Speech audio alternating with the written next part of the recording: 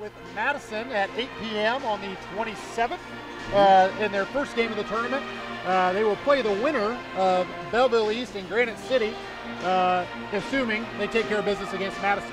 Yeah, you're right, Justin. They came out, so everybody interested in not only attending Collinsville, which I strongly suggest because it's a lot of fun. We have a lot of fun to go down there. I know our family loves to take some time off over the holidays and catch some good basketball. And obviously the kids are interested in the pool and the hotel and things, but it's a lot of fun. You get to see a lot of good basketball.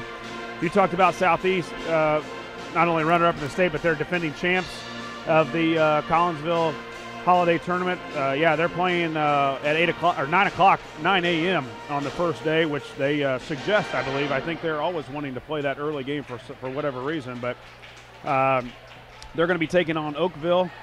Edwardsville and Quincy are at 10:30 that first day. Rockford East, who I've done a little research on because, of course, Brian Curry from Lincoln is down in Collinsville now, works at Collinsville High School. I've been in talks with him. They've got a really strong squad. They may be one of those. You're right. They didn't put a 1 through 4 seeding on here, but I think in the back of their minds when they were putting this together, I think Rockford East was right there in that top 4. They were 6-0. They've played some really strong competition up in their area. They're going to be taking on Decatur Eisenhower, East St. Louis, a strong team. I believe they were lost to Bolingbrook over in the Thanksgiving tournament at Lincoln Land, but I know they beat Collinsville the other night by 3.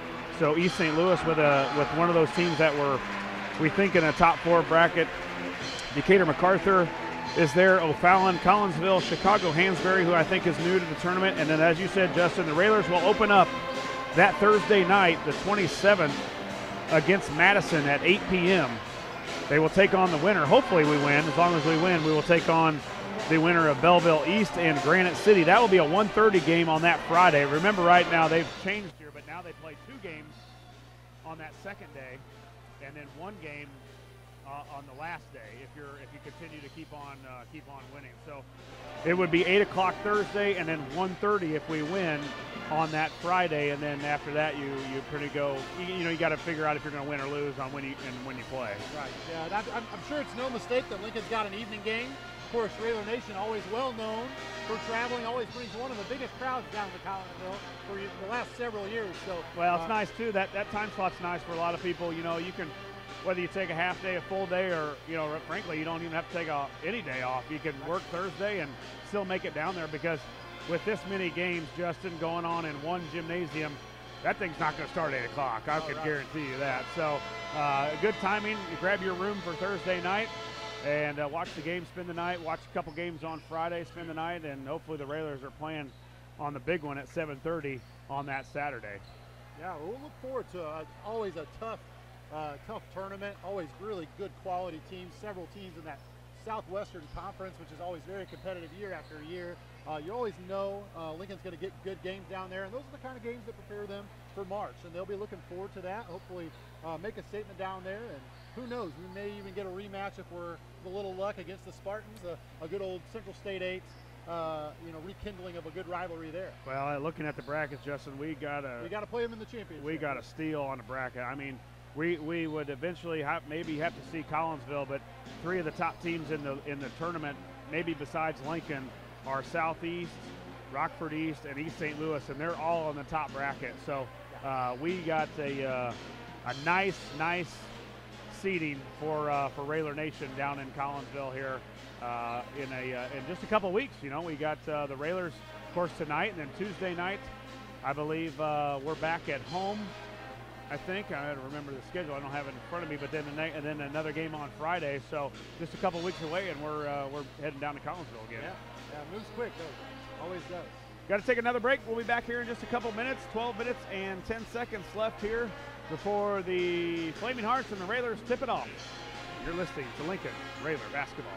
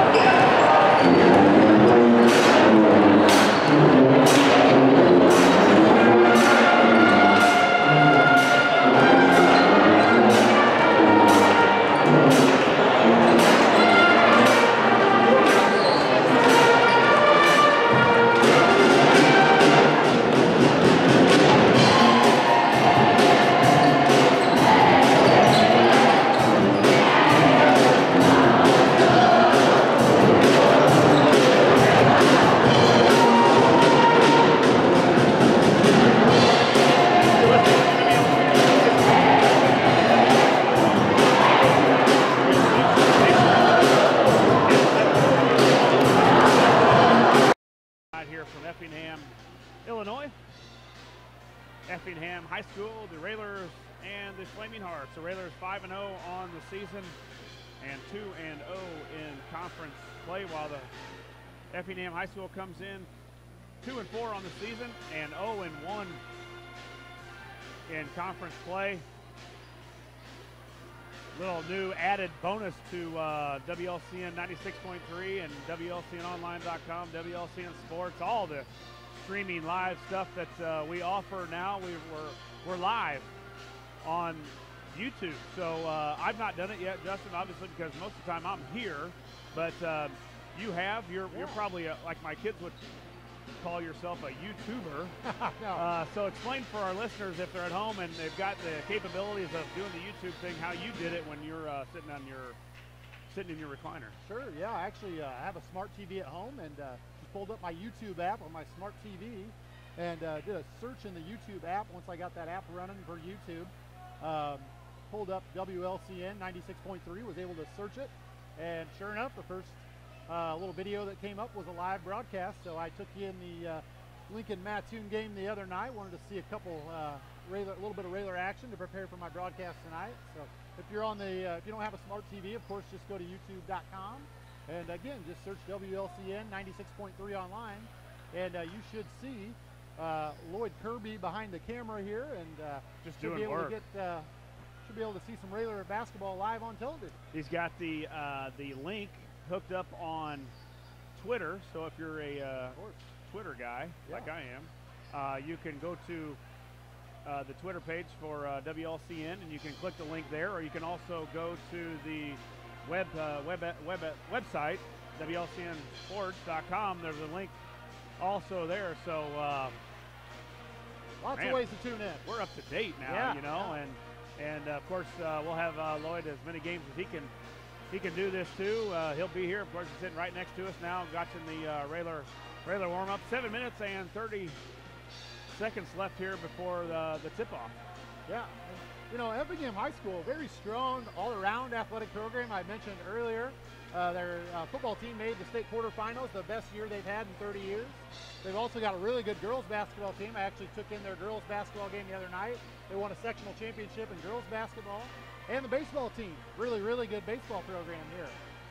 They were a regional champion last year in baseball. Have had multiple consecutive winning seasons. They've actually got a young man by the name of Zach Lee, who's signed to go to the University of Kentucky for baseball. Has auditioned for several pro squads. So the Railer baseball team, they have their hands full with him on the mound. So a really good athletic program here in Effingham, always competitive in many, many sports. So, and as we've talked about, we're expecting a competitive ball game here tonight on the basketball court. Exactly right, Justin. Filling up here at Effingham High School. Effingham comes in with an enrollment of 736 students. Their colors are exactly what the Railers wear, red, white, and green. Yep. You know, strange fact about Effingham, they've got 3 Major League Baseball pitchers currently on Major League rosters from Effingham. Really? Right now, yeah. I've got their names here. Let's see.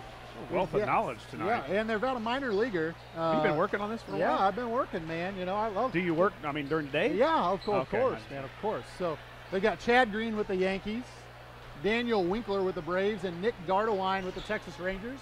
They've also got a young man named Ben Hecht from Effingham, who's a reliever in the Chicago Cubs system. So some pro athletes. Sure. Making their way out of Effingham as well. Yeah, we drove through, and nice town, bigger than I thought when that first time. I think I've been to Effingham before, but just kind of paying attention a little bit more. And nice high school here at, we're sitting way atop Flaming Hearts Gymnasium. Josh, we'd also be remiss if we didn't send a congratulations out to the West Lincoln Broadwell 7th grade girls basketball team. Took home a state championship last night, and I believe the 8th grade is playing tomorrow in the quarterfinals of the IESA 1A girls state tournament. So congratulations and good luck to any Lady Wolverines that are out there listening tonight. We'll be rooting for Coach Kerry Froby's squad tomorrow. Yeah, you're right. The Railers doing their tip drill before they head to the locker room. We're going to take a break with them. We'll be back here in just a couple minutes from Effingham High School. You're listening to Lincoln Railer Basketball.